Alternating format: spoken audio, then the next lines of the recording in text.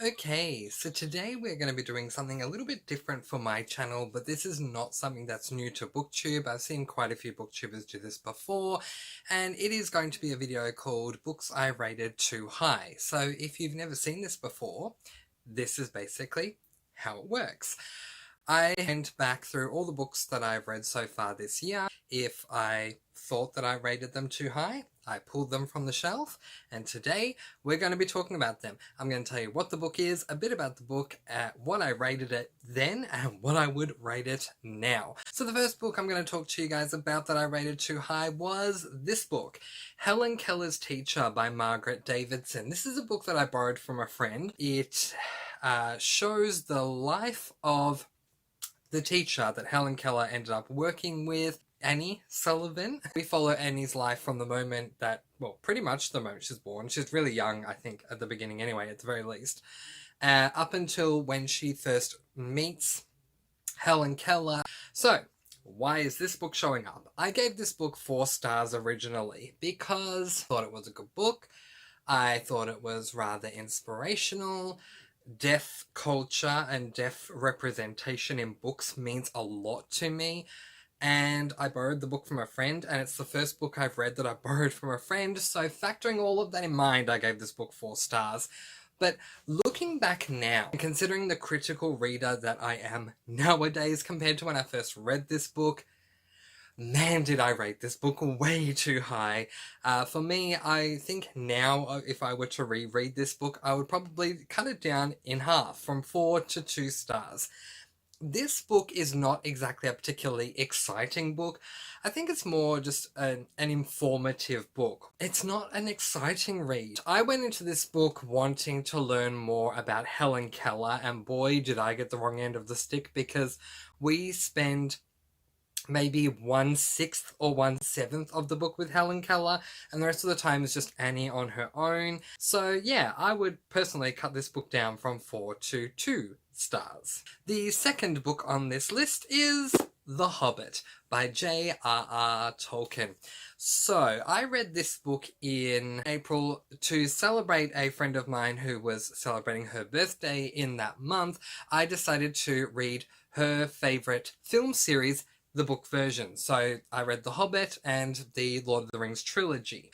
I ended up giving this book 2 stars back then.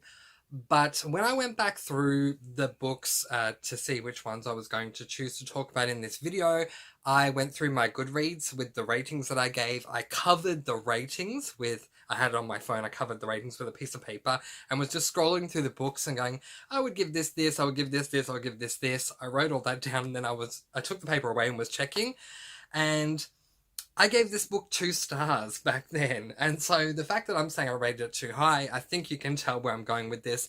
I really should have given it 1 star. But for the most part, this book is just not the book for me. And in fact, this series, this book and the Lord of the Rings trilogy as a whole, is what was the final determining factor that determined that my least favourite trope in books is the questing trope, where you don't know where you're going and you don't know how you're going to get there. And that all began with The Hobbit. If I forced myself to reread this, which would take a lot for me to do, because I just did not enjoy any of the Lord of the Rings books. Sorry, not sorry, just my opinion. I think I would give them all 1 star, because I just don't find them to be an enjoyable read at all. So, 1 star now for The Hobbit. And now let's talk about Percy Jackson and the Lightning Thief by Rick Riordan. In March, I read that book, Heroes of Olympus, The Lost Hero, and I absolutely loved that book. I then came to find out that that book is a side series. That book is book 1 in a side series to the original series, Percy Jackson. This book follows a boy, Percy Jackson, who comes to find out that he is a demigod, which means that one of his parents is mortal and the other one is either a god or a goddess. And this first book is about him finding out not only what he is, but who he is, and all owing to that, there's more to him than meets the eye, and so he learns about that along the way. This book is so much more fun. It's also a lot longer, and this is probably one of the first books that Rick Riordan wrote, where that one came after this series. But I really didn't enjoy this book that much, and honestly, the Percy Jackson fandom is rather massive, and I did have that in mind when I gave this book a whopping 4 stars, which is just... no. Okay, let's be real here. Objectively, is it a 4-star book for a middle grade? Yeah, probably. But personally, as far as my own tastes and my own subjective enjoyment level, no, this is not a 4-star book. And if I were to reread it and rate it based purely on my own subjective thoughts, this book would receive 3 stars. So the next book I'm going to talk to you guys about might actually surprise you, but we need to talk about it. And it is a book from the Mistborn series. Oh, Mr. Francy, now you're going way too far. But no, not really. It is Mistborn book number 4, The Alloy of Law. This is book number 4 in the Mistborn series, and while it is the 4th book in the series, it is the beginning of a separate era to the first 3 books. So between book number 3 and this book, we jump ahead at least 200 years into the future, which is why they are called Era 1 and Era 2. I love the original, these ones here. I love the original series so much. In fact, I've been promoting the first book in the Mistborn series, The Final Empire, ever since I started reading that book. The second era is so very different, and it is very much a culture shock. I didn't find out until much, much later after reading book 4 that a lot of people recommend to read Era 1 in the Mistborn series, and then if you want to keep reading Sanderson, read something else of Sanderson's, and then go on to book 4. And I agree, because of just how different this book is. Not only have we jumped ahead 200, 300, whatever it is, years into the future, but it's very different. There are magical moments that occur in this second era, and there are things that they've picked up from Era 1 that they use and that they talk about in Era 2, but this book was just really not that enjoyable, and it really disappointed me. I know, I'm talking about a Brandon Sanderson book, and I'm also saying I did not enjoy this book. But Mr. Sanderson, he let me down because of how much I loved Era 1, and then he had to jump ahead so many years into the future. He had to mix up the genre. Despite the fact that this is actually marketed as a fantasy, I would not market it as a fantasy. I would market it as a Western mystery. There is a weapon that is added to the arsenal of everyone in the second era of Mistborn that they don't have in the first era, which is guns. And I don't like that. I don't object to anyone wanting to use guns in their stories, but if you're going to have a fantasy world where you have magic as a weapon, and then you start using a weapon so completely mortal like a gun, I start to question how magical actually is this. And I ended up giving this book 3 stars. Which, objectively, I think it deserves. I gave it 3 stars because it's Brandon Sanderson, and I find it really hard to give a low rating to Brandon Sanderson, and this is the lowest rated book that I've ever given any Brandon Sanderson book. But you know what? I still think it's too high. I think that this book deserves 2 stars. Just 2. For the next book, I actually had to reach into my DNF, did not finish section, although this is the only book that lives on my DNF shelf that I actually completed, but I disliked it that much that it lives on my DNF shelf. And that book is called The Last Smile in Sunder City by Luke Arnold. So the basic premise of this book is that we are following a detective whose name is Fetch Phillips, who is living in a world where the magic has dried out, and he is hired by magical beings who don't have their powers because that system has... the magic has dried out, to do certain things. I went into this book thinking this is something different. I'm going to enjoy this, getting to meet all these magical beings who they may not have their powers, but I still get to learn about them. And I walked away extremely disappointed with this book. And that's why it lives on my DNF shelf. And when I do my next unhauling, you best believe this book is going. Extremely dry story. And I just did not like that at all. I really didn't like anything at all about this book, and yet somehow I gave this book 2 stars, and I still don't know why. This book deserves 1 star, and for all the books that I've read since this book, it's definitely a 1 star. It's not a 2 star. I don't know why I was being so generous. I wish I could give you that answer. The next book we are going to talk about is a book that also really disappointed me. Mockingjay, the 3rd book in the Hunger Games series. So I'm going to cut to showing you very quickly where this book sits on my bookshelf. Okay, so this is my dystopian section right here. And then this book that you can't see the spine of, it's purposefully turned around, that is Mockingjay. I don't want to see the spine.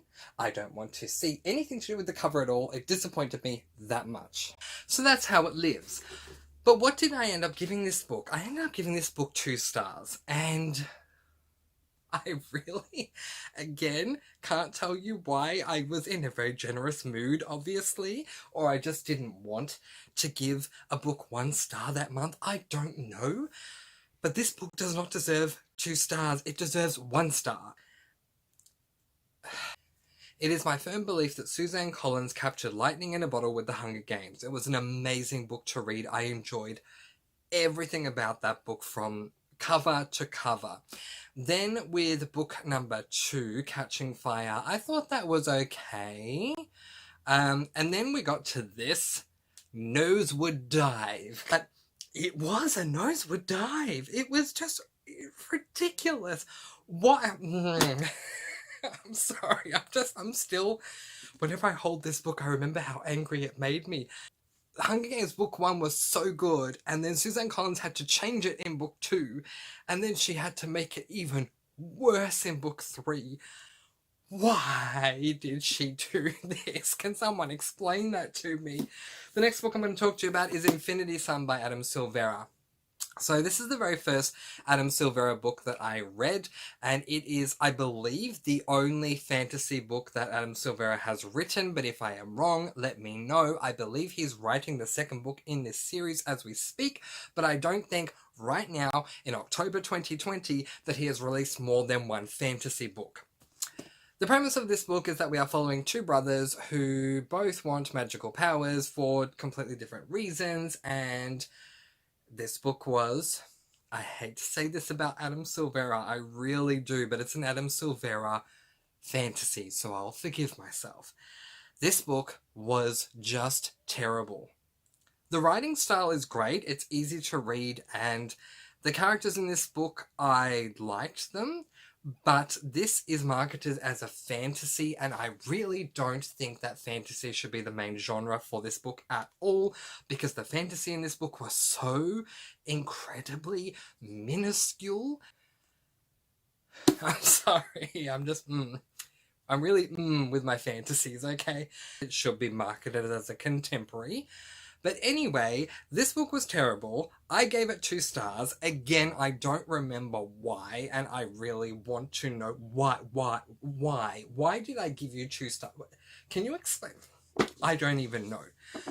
So this book deserves 1 star. Adam Silvera is a master at writing contemporaries. He really is.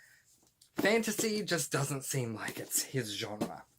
The final book we're going to talk about today is a book that really, once you see the cover, you'll know exactly how I feel about it, and every time I talk about it, I always use the cover because it so adequately explains my thoughts and feelings.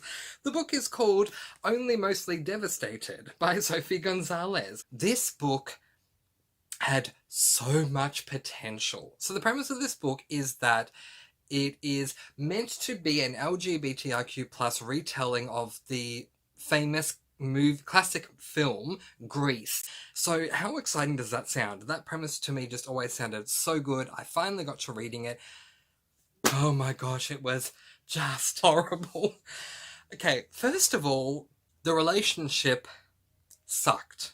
Secondly, we are stuck inside the head of the main character to the point where you're just screaming out that you want to escape from his head. When you are using internal dialogue as either a crutch or you're doing it to death, then it just becomes boring and then gets really annoying. Also, we had a side plot about a family member of our protagonist who is sick and she needs to be looked after, and no one knows if she's going to survive, and it really detracted from the plot that really wasn't going anywhere anyway. Then every time we went and dealt with the side plot, I just wanted to let go. Seriously.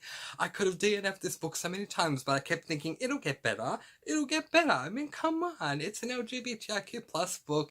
It's going to end really well, and we're all going to live happily ever after, and I'm going to really appreciate the fact that I read this book. It didn't. I didn't. After reading this book, I 100% no longer trust Sophie Gonzalez at all. I have been scarred. I don't want to read any more of her works. I am done.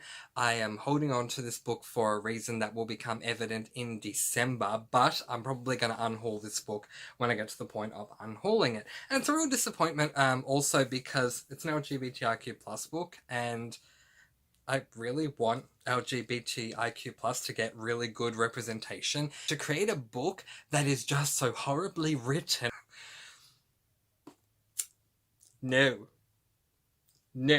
I generously, extremely generously, gave this book 2 stars. It doesn't deserve it. It deserves 1.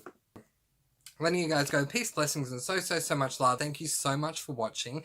I post videos every Tuesday, Thursday, Saturday, and Sunday, and I'll see you again soon. Mwah. Happy reading. Bye, guys. Bye.